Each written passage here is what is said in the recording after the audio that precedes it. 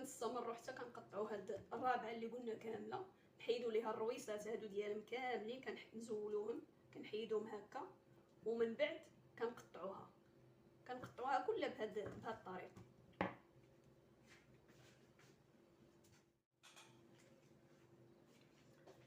بالنسبه للشريحه ها هي هاد الرابعه كلها قطعتها على هاد الشكل.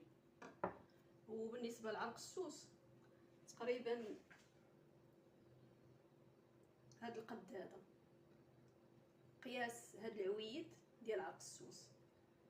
كناخدو كنمسحوه مزيان من الغبره اللي كتكون لاصقه فيه، كيتقطع طريفات صغار، كنسخنوه واحد شويه باش كيسهل علينا ملي كنجيو ندقوه ولا نطحنوه. هذا هو القياس ديال عرق السوس. ها هو عندي هنايا